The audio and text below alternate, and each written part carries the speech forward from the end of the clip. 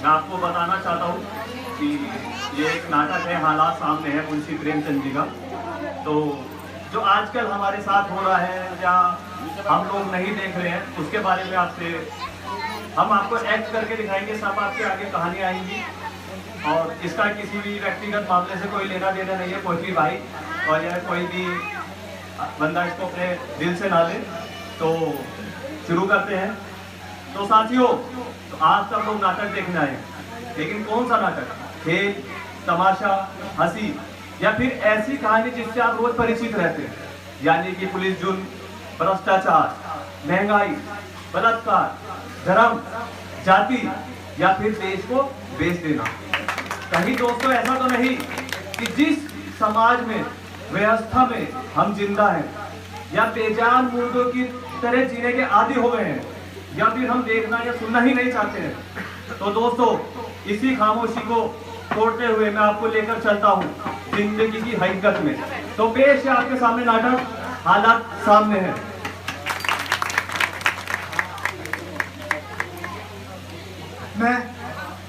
मैं एक बेरोजगार इंसान हूँ। थोड़ा माइक नीचे कर दो। माँ कहती है माइक थोड़ा नीचे। बेटा पढ़ाया लिखाया, अरे आवाज तो सही। अब कुछ कमा कर ला। तेरा बोझ उठाने की ताकत अब तेरे पिता के कंधों में ले रही है। मैं हर रोज सुबह दीमक से लगी डायरी फाइलों को लेकर घर से निकल जाता हूँ। पिछले 8 सालों से मैं नौकरी के लिए दफ्तरों में चक्कर लगा रहा हूँ, लेकिन नौकरी नहीं मिली। क्यों?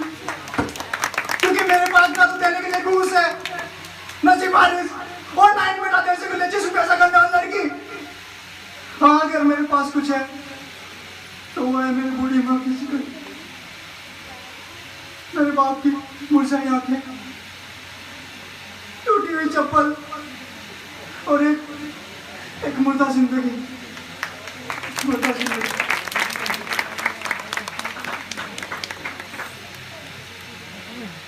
मैं एक इंसान की तरह जी रहा था, लेकिन अचानक दंगों में मेरे परिवार को धर्म और जाति की आंधी में पूरी तरह निगल लिया। मेरे सामने मेरी बहन का बलात्कार किया गया। मेरा 4 साल का भाई, जिसे अभी ठीक तरह से अपना नाम भी बोलना नहीं आता था, उसे दंगाइयों ने ऊपर उठाकर नीचे पटक दिया। क्यों? क्योंकि मैं मोहब्बत और इंसानियत की सांस में जीता रहा। मैंने दंगों में लोगों को पनाह दी, माताओं की उजड़ी गोद को संवारा, लेकिन अपने घर की दीवारों को नहीं बचा सका। आखिर क्यों मुझे जीने का हक है या नहीं? बताओ मुझे, क्यों?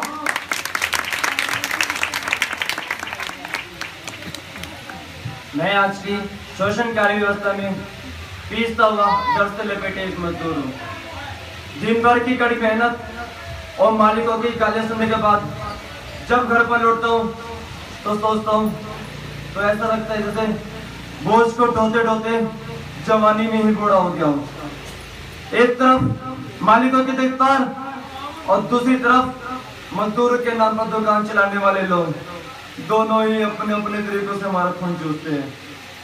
हमारी जिंदगी में ना कोई इंसाफ है, न ही खुशहाली है, तो सिर्फ गरीबी, भूखमरी, शोषण और भ्रष्टाचार, यही हमारे जीवन की घड़ी कमाई है।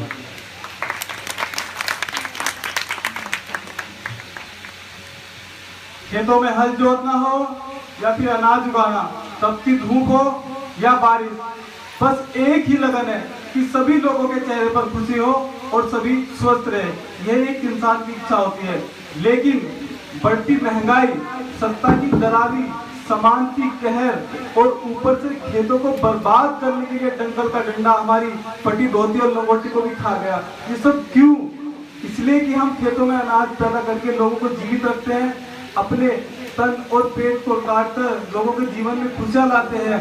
इसलिए कि मैं एक देश का गरीब किसान हूँ। बस करो ये बकवास। ये सब लोग तुम किसे सुना रहे हो? इन लोगों को जो एक कान से सुनते हैं दूसरे से निकाल देते हैं। अरे ये तो गांधी जी का वो बंदे हैं जो ना सुनते हैं, ना देखते हैं, ना बोलना चाहते हैं। अगर मुर्दाओं की तरह जीना है तो इनसे सीखो। अगर ताकत से लड़ना चाहते हो तो आओ मेरे साथ।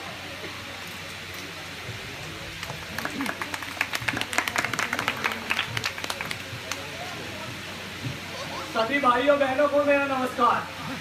मुझे बहुत अच्छा लगा कि आप लोग खुद चलकर यहाँ तक आए हैं। जैसा कि आप सब जानते हैं कि इस देश को आजादी बड़ी मेहनत से मिली है। कुछ लोग इस देश को तोड़ देना चाहते हैं। ये नहीं चाहते कि इस देश में एकता कामयाब हो। लेकिन भाइयों, हम आपसे वादा करते हैं, अगर भविष्य में हमारी सरकार आई तो हम इस देश को फिर से गुलाम नहीं होने देंगे। अरे मेरे अन्नदाता भाइयों,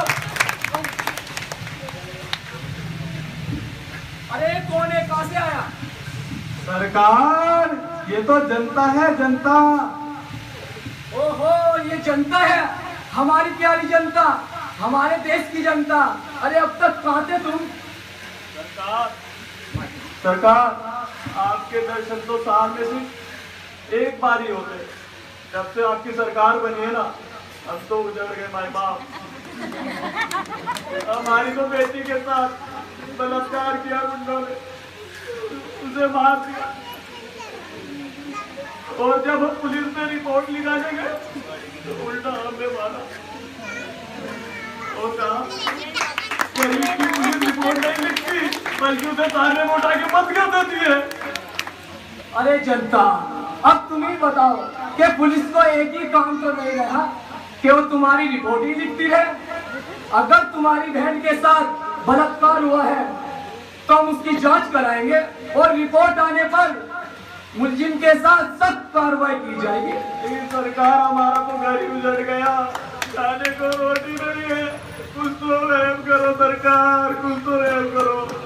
अरे मुआवजा तो हम देते नहीं है, और जिनको मुआवजा देते हैं या तो बाढ़ से मराओ, या दंगों में मराओ, या पुलिस की गोली से मराओ, या हमारी पार्टी का कार्यकर्ता हो। लेकिन सरकार, अपनी तो आपकी प्रजा है, कुछ तो देखो अपनी प्रजा को, कुछ तो रहम करो। अरे जनता, तू तो पागल हो गई है, समझती क्यों नहीं? हम सरकार चलाते हैं, देश नहीं। अरे चोरी, डकैती, बलात्कार, हत्या, ये तो रोज होती ही रहती है। अगर हम इन छोटी छोटी बातों पर जोर देते रहेंगे तो देश कैसे चलेगा? हम तो चाहते हैं कि लोगों को रोजगार मिले, अच्छी शिक्षा मिले, समाजवाद आए और न्याय मिले। यदि तो हमने दंगल प्रस्ताव स्वीकार किया भाइयों, और हम चाहते हैं कि सबको बराबरी का अधिकार मिले। हम इस देश में को दिखा देंगे कि इस देश का सही अर्थ गणतंत्र, लोकतंत्र का संगम है। जैसे कि आप सब जानते हैं, अगर किसी ने भाइयों हमारी तरफ आंख उठाकर देखा या आप लोगों को कष्ट पहुंचाया तो हमने उसके मुंह तोड़ जवाब दिया। अच्छा तो भाइयों, अब हम चलते हैं। देखा भाइयों, यही है सरकार, न्याय मांगा तो भाषण देने लगे। अरे हमारी तो जिंदगी इसलिए बनी है, ये लोग हमारा खून चूसते रहे और हम इनके तुल्यों की ड्यूटी साफ करते करते अपना दम तोड़ते। अब लोग जैसे आजादी से पहले थे वैसे ही आज भी है। हमारी जिंदगी में कोई बदलाव नहीं आया। बदलाव आया है तो ये चेहरे बदलते भेड़िए जो कभी रंग बिरंगी, कभी सफेद पोत, कभी काले दिखाई देते, और सिर्फ बदलती है तो इनकी टोपियां, कभी रंग बिरंगी और कभी टोपी खाकी हो तो समझो। अबे ओ हरामी की औलाद, क्या भेड़ की जमा कर रखी है? अभी सोचो ये शहर के लोग गर्मी में क्यों मर रहे हैं? ये हवा यहाँ रुक जाती है, समझ गया? डेंगू क्यों फैल रहा है? हवा कहाँ रुक रही है? यो साहब, हम तो अपनी सरकार के पास गुहार लेकर आए, हमारी बेटी के साथ बलात्कार किया और थानेदार ने हमारी रिपोर्ट लिखने से भी मना कर दिया। सरकार, अच्छा तो तू सारे यहाँ तक पहुँच गया? अबे हरामी की औलाद, तुझे ये नहीं मालूम पुलिस और सरकार यही देश चलाती है? पुलिस क्या तेरे घायल है? जो रिपोर्ट लिखते हैं, रिपोर्ट पैसा लेके लिखते हैं हम, और पैसा कहाँ से निकलता है ये हम अच्छी तरह से जानते हैं, समझे? चल। मैं तो बहुत गरीब हूँ, खाने को रोटी नहीं है, पैसे कहाँ से लाऊं सरकार? अबे तेरे पास कुछ नहीं है तो क्या हो गया, ये रेट की हड्डी तो है। रहम करो सरकार, कुछ तो रहम करो। अबे क्या रहम करूं? प्लीज कभी रहम दया नहीं करती। अबे तुझे घर की इतनी परवाह थी तो अपने लौंडे को खाने के लिए लाया। हम भी तो देखे थे लौंडे के नखरे। रहम करो सरकार, हमारा तो घर भी उजड़ गया सरकार। तो हम क्या करें, तेरे घर भी चढ़ गए तो लौंडे को खा नहीं लिया। हम भी देखे तेरे लौंडे के नखरे। चल कुछ तो रहम करो, कुछ तो रहम करो, माफ करो सरकार, हमारा घर उजड़ गया। अबे पुलिस कुत्ते का जनाब, पुलिस दया रहम नहीं करती। ये डंडा देखा है ना, मुंह में देके पीछे से निकाल दूंगा। तू साले ऐसे नहीं मारेगा, तेरी तो